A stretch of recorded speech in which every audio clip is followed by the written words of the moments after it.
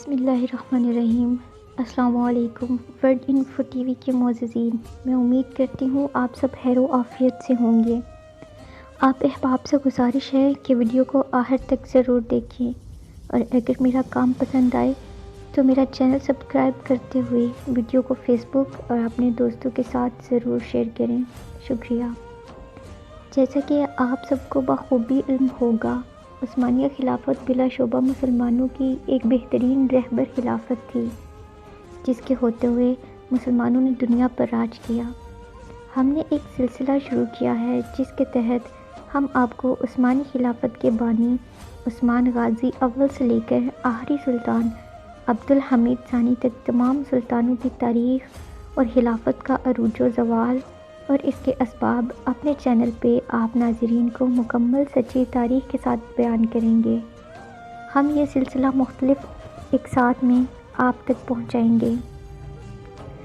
عثمان غازی خلافت عثمانیہ کا خواب اور تصور پیش کرنے والے ارطغرل غازی کے بیٹے تھے۔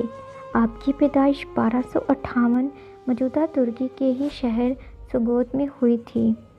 آپ کا بچپن اپنے بہادر والد کے ساتھ جنگوں میں ہی گزرا۔ آپ کی عملی زندگی کا آغاز آپ کے والد کے انتقال کے بعد آپ کے سردار بننے سے شروع ہوا، اور آپ نے اپنے والد کے نقشے قدم پر چلتے ہوئے اپنی جدوجہد شروع کی۔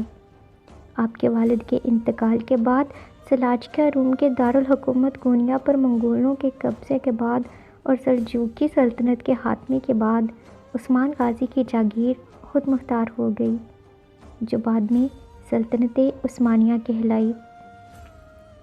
عثمان غازی کی جاگیر یعنی سوگوت کی سرحد قسطنطنیہ کی بازنطینی سلطنت سے ملی ہوئی تھی۔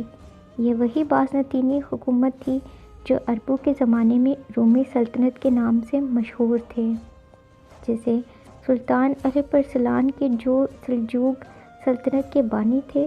انہوں نے ملک شاہ کے زمانے میں باج گزار بنا لیا تھا۔ اب اگرچہ یہ بازنطینی سلطنت آگے سے زیادہ کمزور اور چھوٹی، مگر پھر بھی عثمان غازی کے جاگیر کے مقابلے میں ایک بڑی اور طاقتور سلطنت تھی۔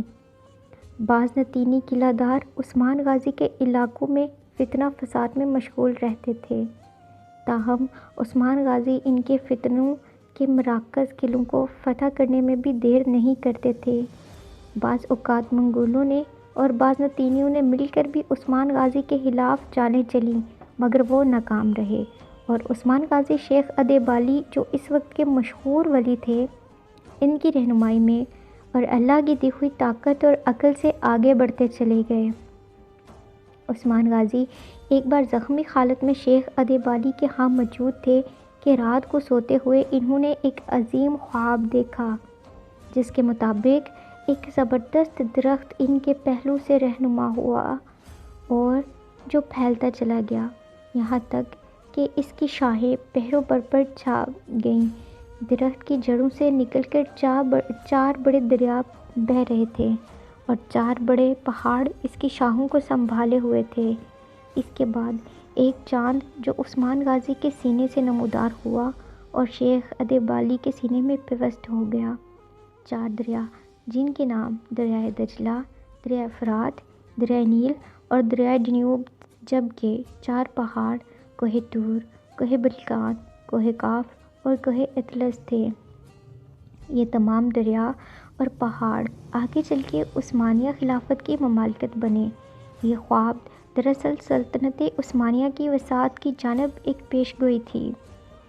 جب یہ خواب آپ نے شیخ ادیبالی کو سنایا تو انہوں نے آپ سے فرمایا کہ حکمت کے دروازے آپ کے لیے کھول دیے گئے ہیں، آپ کی نسلیں امت مسلمہ کی حفاظت اور خدمت کریں گی، اور شیخ صاحب نے اپنی بیٹی ربیہ خاتون یا بالا خاتون عثمان کے نکاح میں دے دیں، جو عثمان غازی کی ہی محبت بھی تھیں۔ بعد ازاں آپ نے دوسری شادی بھی کی، جو سلجوق شہزادی مالا خاتون سے ہوئی، جس کے بعد آپ عثمانی خلافت کے باقاعدہ پہلے سلطان بنے۔ اس کے بعد عثمان غازی نے اپنی جدوجہد کا باقاعدہ آغاز کیا اور بازنطینی سلطنت کے قائم کردہ بے شمار قلعوں کو فتح کر کے اپنی جاگیر میں شامل کرنا شروع کر دیا، حتیٰ کہ ایک وقت ایسا آیا کہ ایک بڑی اور طاقتور روم کی بازنطینی سلطنت کے شہنشاہ نے عثمان غازی سے جنگ بندی کی درخواست کی۔ تاہم اس درخواست کو رد کرتے ہوئے عثمان غازی نے اپنی جدوجہد جاری رکھی اور اپنی عمر کے آخری کچھ سالوں میں بازنطینی سلطنت کے ایک نہایت اہم شہر برسا کا محاصرہ کر لیا۔ یہ وہ وقت تھا جب عثمان غازی کے بیٹے اورخان غازی نے اپنی فوج کی کمان سنبھالی، اور اسی محاصرے کے آخری لمحات میں عثمان غازی 9 اگست 1327 میں 68 سال کی عمر میں اپنے خالق حقیقی سے جا ملے، اور انہوں نے اپنی زندگی کے آخری چند لمحات اسی برسا شہر میں گزارے جس شہر سے ان کو دلی عقیدت اور محبت تھی۔